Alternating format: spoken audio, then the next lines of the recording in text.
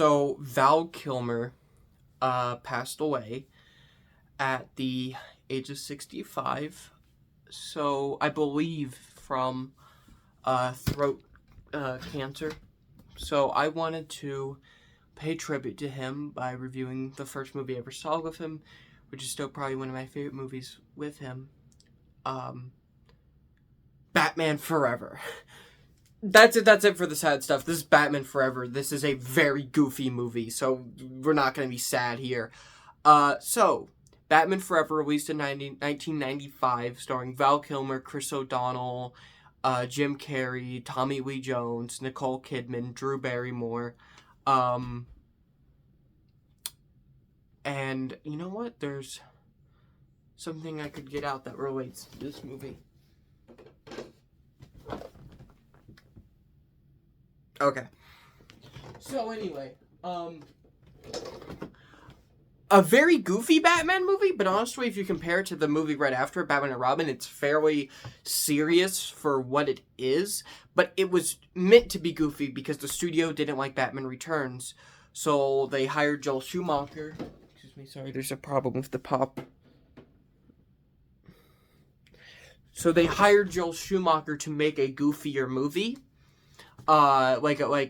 And I don't know why they thought, oh, Joel Schumacher, he's the perfect guy for a goofy Batman movie. Because the only movie he was most well known was Lost Boys, which is not a goofy film.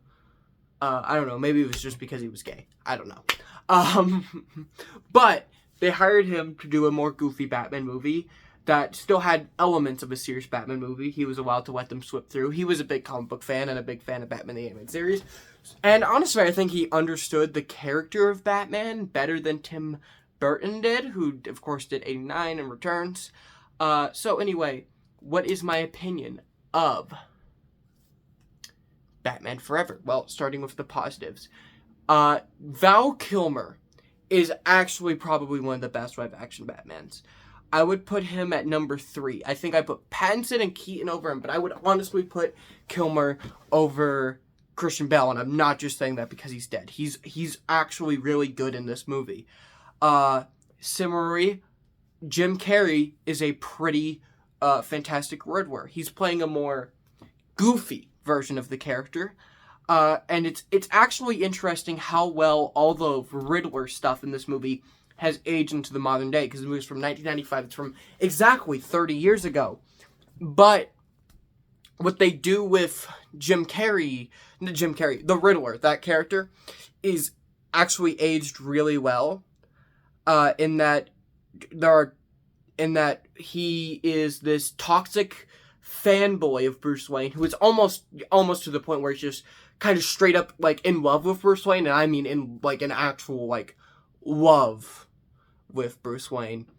And Bruce Wayne kind of scolds him because he has this invention which is morally wrong. And the invention is basically just the internet, like what the internet would become in like 20 years.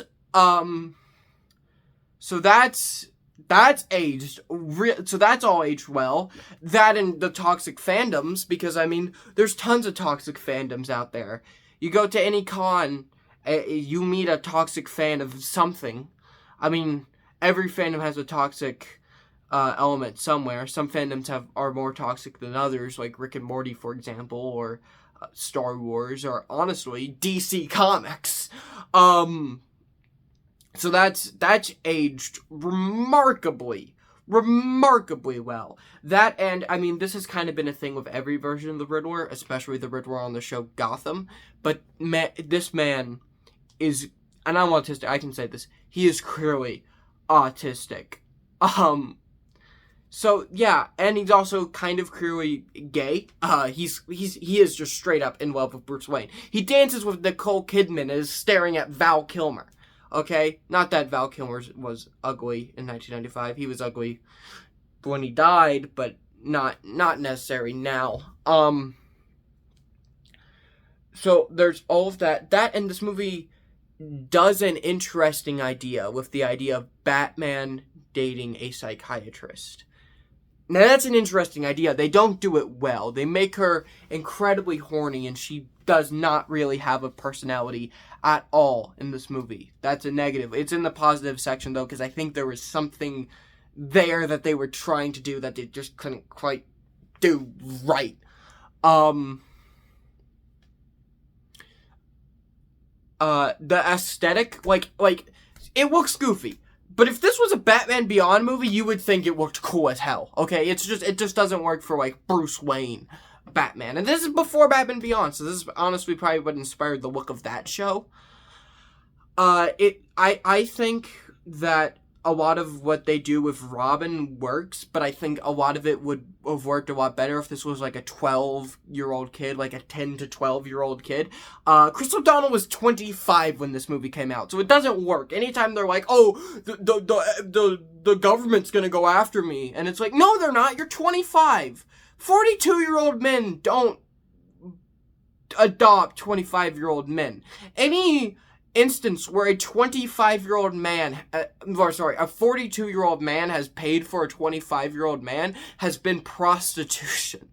Like this isn't a thing. And then my biggest problem with the movie, Tommy Lee Jones's performance. It's such a shame that, I guess outside of Lego Batman, we haven't seen Billy D. Williams play Two-Face, because he would be great. And Tommy Lee Jones in this movie, who is replacing Billy D. Williams, who played Harvey Dent in Batman 89, is doing his best impression of a bambling monkey. Like he, whoa, whoa, whoa, ow, kill the bat, whoa, whoa, whoa. There's not Two-Face. There's also a point in this movie where Two-Face has his coin, and he flips it, and it gets to the side he doesn't want it to be, so he keeps flipping it to make it the right side. That's not fucking Two-Face. Two-Face wouldn't do that. So that's a problem. I already mentioned that Chase Meridian's character sucks, and honestly, just, this movie is like a lot of fun when you're a kid, I think, but I don't think it's as much fun when you're older. I do think that this is, honestly, does understand Batman. It does feel very Batman-ish to me, like a Batman comic. I think Joel Schumacher understood Batman, I really do. But altogether, it's good. Honestly, if you want to celebrate Val Kilmer, this is not a bad movie to watch. I'm gonna give it a B. That was my review of Batman Forever.